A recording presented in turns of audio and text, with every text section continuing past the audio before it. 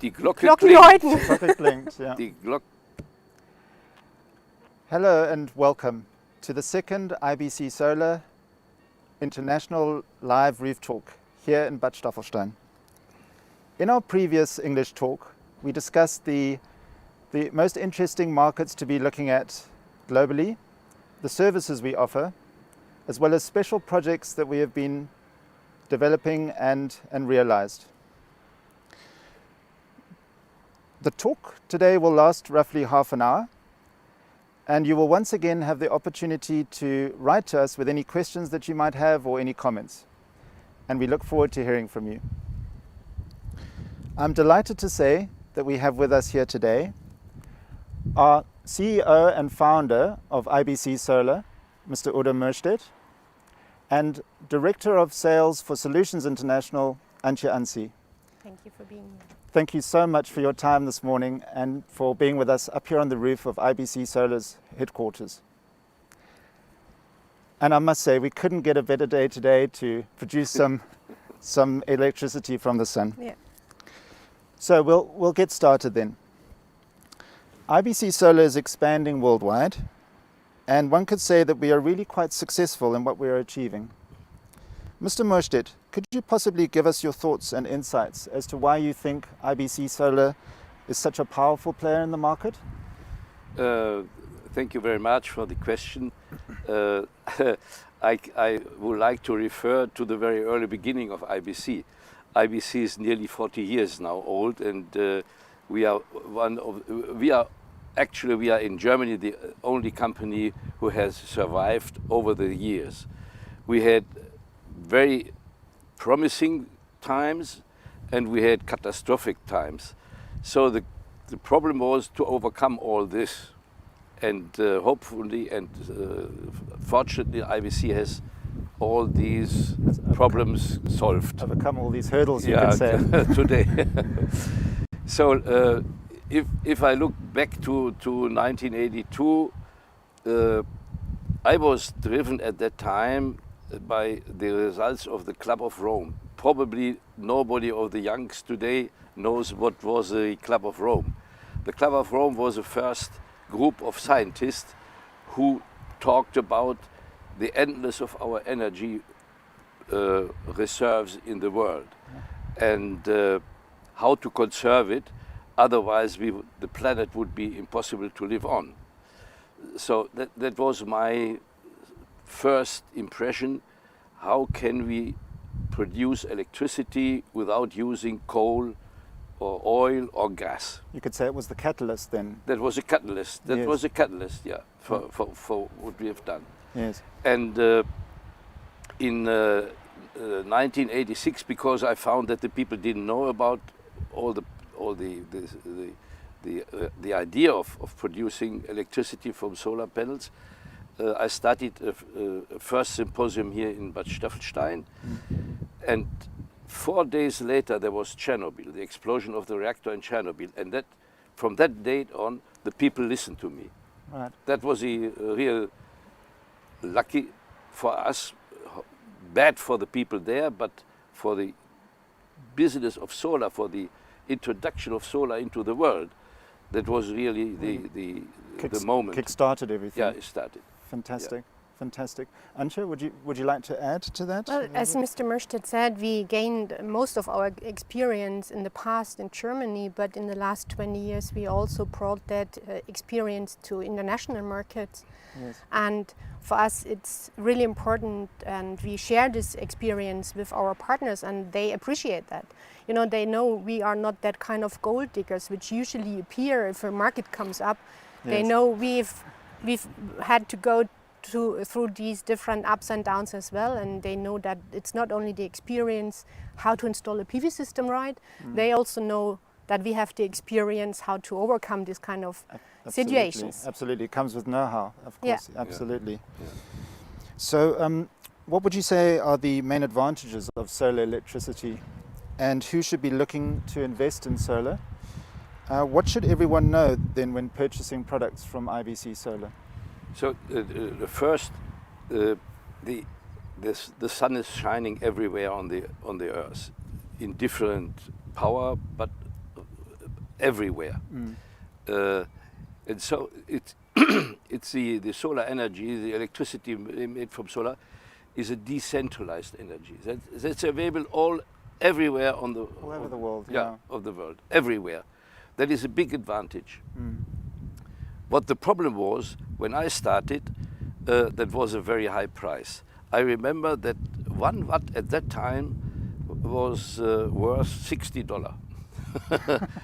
And today, Ms. Anzi, what would you say we are at? 1 watt?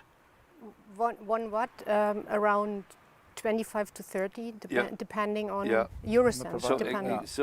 And this was only possible because we really pushed the people to invest into solar. Yes. And that was a 1,000 roof program in Germany, later the 100,000 roof program. So that was the impetus, real drive. The drive.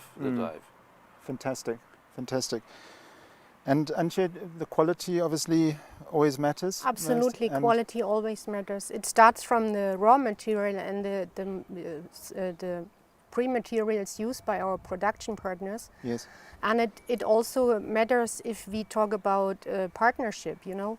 Especially if you build up your business on relationship marketing, it's important that you have a quality not only in the products but in everything you do, and that's what IBC is well known for. Yeah. We are proud that even installations which we made in the early 19th are still working. Running.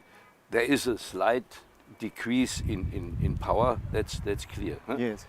And during the time, the efficiency we improved from 10%, around 8 to 10% at the beginning, now to over 20. Wow. Yeah. Well, that leads me into the next question. So you're basically saying that PV has become more attractive and affordable these days. Is that correct to say? That's right. Today, even in Germany, and we are not one of the sunniest countries, as everybody knows. Normally, we are. If you think of Germany, you think a bit of rainy and so foggy, rainy. But in the sunniest part of the world, or let me say here in Germany, we can produce electricity for 5 euro cents. If you put this installation, let me say to Morocco or to another country, sunny country, you can produce for 2.5 to 3 cents per kilowatt hour. Yeah. There's no other electricity production comes down to these prices. Yeah. The coal does not fit with it. The gas is not. Gas is the most expensive. Nothing can come. Which is really incredible. It just means that it's something that everybody can afford today. Of course. And everybody should be really trying to get into. That's it. So the transition. My slogan is electricity in every hut. So in fact, the transition to 100% renewable electricity is no longer just a dream. It's existing already, and it's feasible, and it's not a question of technical or technological feasibility. It comes more and more to a question of political will. You know. Yeah. And it's not only an energy for rich people. It's the energy for poor people. For everybody. Everybody can afford it. That's really great. That's really good, and more people should be coming on board to invest at this time. Absolutely. Great. So, internationally speaking, what are the current requirements of the various countries that we are located in at the moment? Well, in fact, that really varies from country to country, as it also depends on the segments which are growing in the different countries. And in Poland, for example, people are interested in residential buildings or in residential systems, small and medium-sized commercial systems, whereas in Spain, people really look for bigger commercial installations beside the huge power plants, you know. And in South Africa, as Mr. Möhrstedt already mentioned, and you know that much better than anybody else, with the backup power is problems. super important because they have this kind of breakdowns there. Absolutely. And then you have the Nordic countries where e-mobility is absolutely established, which is neglected in many other markets still. So you cannot say the requirements for international markets are, because they really depend on the different countries and the demand coming from the market. Each country has its own Absolutely. requirements, Yeah. I guess. So Requirements and regulations. regulations in too. all its. And that's what Mr. Möhrstedt says, something very important. You know, self-consumption is getting more important. Storage solutions are getting more important, and regulations sometimes are missing, hindering us in developing the market. And we know that from Germany, when we started to establish systems with storage solutions more or less 10 years ago, we also had to struggle, or we struggled with the regulations or the missing regulations at that time. Regulations, yeah. And meanwhile, every second system in Germany is installed with a storage solution, and that's what we have to bring into international markets as well. So we really ask our partners in the markets as well to engage politically, as we know from Mr. Möhrstedt that can be quite successful. Absolutely. Well, you've touched on the storage topic a little bit. That sort of leads into the next question. IBC Solar has established itself really well in Germany, particularly when it comes to storage. It sounds like this could be something challenging then on an international level. What are the reasons for this? And Antje, maybe you would like to? Well, maybe not everybody knows what IBC originally stands for. It comes from International Battery Consultant. That's how Mr. Möhrstedt started when he established the company. Before I started my own business, I worked 14 years in the battery industry. Fantastic. So that was the foundation, why I was able in 1982, 83 and so to offer standalone systems. Okay. At that time there was no grid allowed. Grid connected system was not allowed. Okay. Yeah. And it's only later then obviously then it came. So the battery possibilities is let me say, is my heart. Yeah, and unfortunately, not everybody has this experience and this history in battery business. So we have to help our partners there. And again, it's the political situation behind which makes it not that easy. So if regulation changes, you have uncertainty in the market, and uncertainty always leads to declining demand, and that finally ends up that you either drive full speed in those markets or you have to put the emergency brake. handbrake on, yeah. That does not help to establish a sustainable market. And it's different to wind. Wind can blow during night, during day, whenever it's willing. There is a difference in pressure. Solar is, let me say, connected to the day.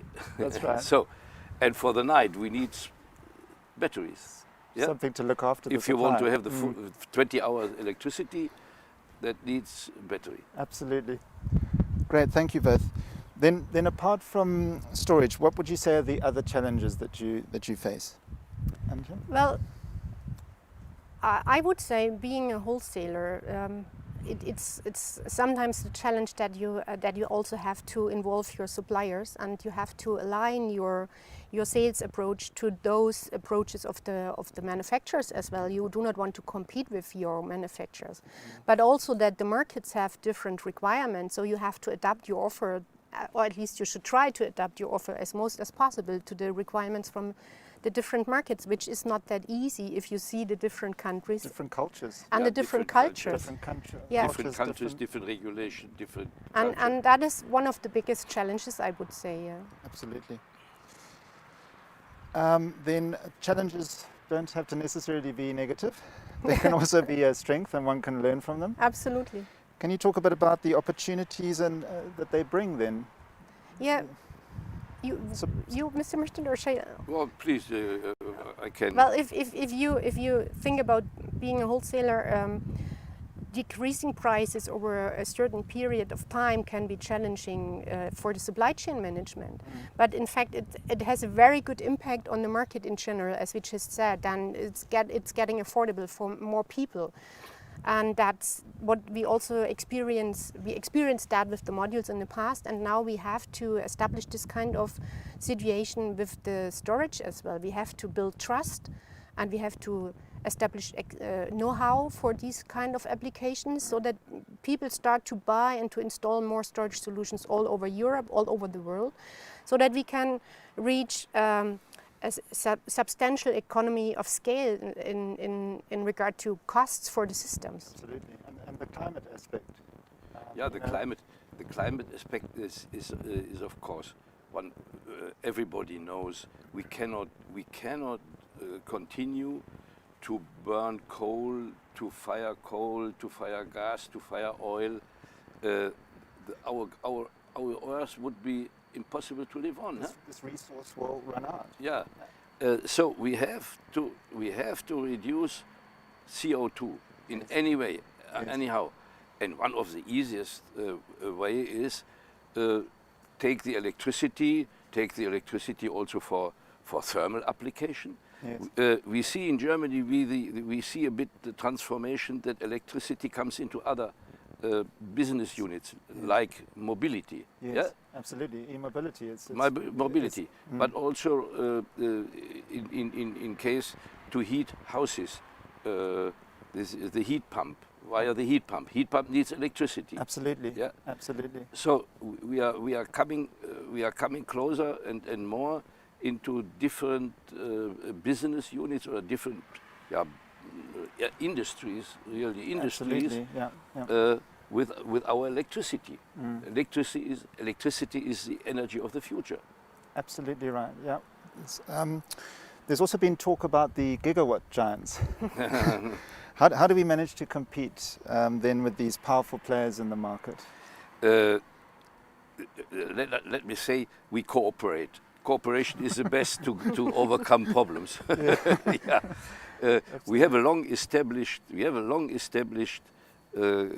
cooperation with our suppliers. They are gigawatt producers. Our business is in the range of half a gigawatt. Okay. Yeah? But I calculated that from the beginning of IBC until today, IBC has 0.5% of the world market. Wow. Yeah, that's we can prove. That wow. We can prove. That is impressive. But I think talking about gigawatt giants is also something referring to the markets. You know, we have these big markets like China and some others, and it's getting more and more challenging to be interesting for manufacturers. Even if we count or if we add all the demand in Europe together, we still have very low demand compared to those giants. Absolutely. And then it's really important to grow in many markets and not just focusing on one. Absolutely. Couldn't you say that the quality testing and that sort of process that takes place here in Germany is something vital? Of course. We have a very strict quality control, and from the very early beginning. Yes. And we have our test field, our own test field, our own laboratory. Right. So what we sell, we are sure that's top quality. Absolutely. Yeah. And let me say one thing to our listener, to our customers. Why are we sitting on the roof? With modules behind us. With modules behind. The roof are the safest point to install modules. So you have it under your control. Roofs are a normal surface on the earth. Roofs of industry buildings, of private houses. Yes. So that's why we are looking here and sitting on a roof to demonstrate the possibilities. What's possible. There's still some space for PV here, Mr. Möhrstedt.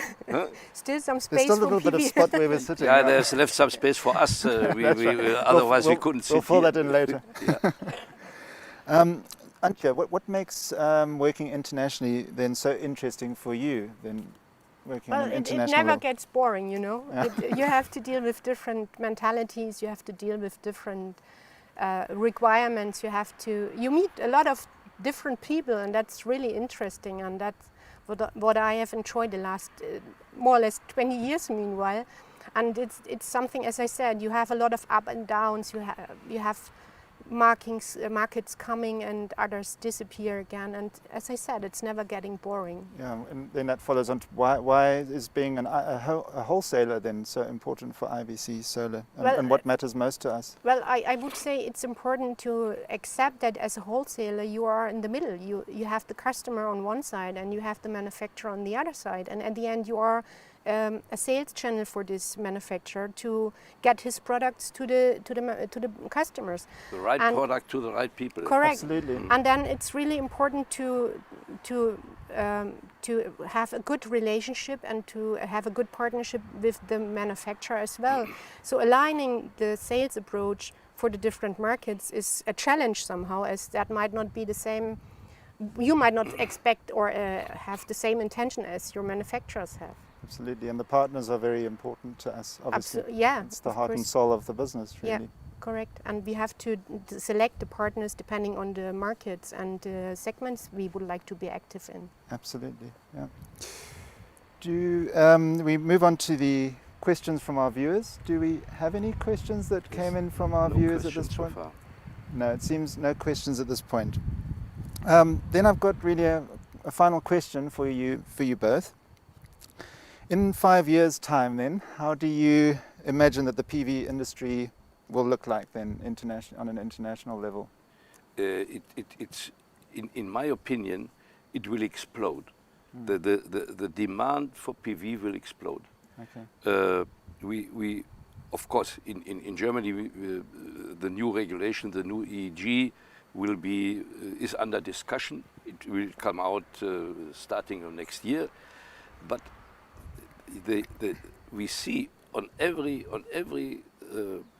level, we see a really huge demand for PV, because it's the CO2 free, the carbon free electricity, and that is now coming into the brains, and there are industries, there are big companies which are asking us to supply to them 50 megawatt plant just. So and we will increase the quantity of the large plants, the PV plants, megawatt plants, but on the same time the roofs. In Germany we have 200 roofs for 200 gigawatt, and we need this steep up, this uptake. To reduce carbon emission, to shut down our coal-fired power plants, our atomic power plants, and to come into the PV world. It seems to me like a lot more people are becoming more and more aware, and there's a lot more commercial demand where people are thinking from commercial, from industry. From everywhere. Absolutely. Everywhere. From every aspect at the moment, there seems to be a big shift. Antje, where do you see then the market in the next 5 years going? I think we have a task to be fulfilled for the good of our children, and I really wish that we follow this path we now started by talking about PV and about convenient products, more or less. So it's getting affordable for many people, for more or less every people, at least in European countries. And that's something I see, as Mr. Möhrstedt said, in the next 5 years as one of the most important topic for us in Solutions International. Absolutely. Well, one thing you said was it's not the future, it's the here and now, isn't it? Absolutely. It's not, we don't talk about the future, we talk about today. You know? Absolutely, absolutely. So in closing, I would like to say thank you both very much to Antje Ansi and to Mr. Udo Möhrstedt for your time this morning and for giving us your thoughts and insights into the international PV market. Thank you, Adrian, for guiding us. Thank you. A big thanks to all our viewers that have tuned in live today and have enjoyed this fantastic rooftop experience with us. And also to those behind the scenes that have made this all possible. A big thanks to you as well. Thank you. Thank you. We've had a great time, and we hope that you have all enjoyed the sessions as much as we have. Stay healthy, take care, and hope to see you all very soon. Bye. Goodbye. Bye.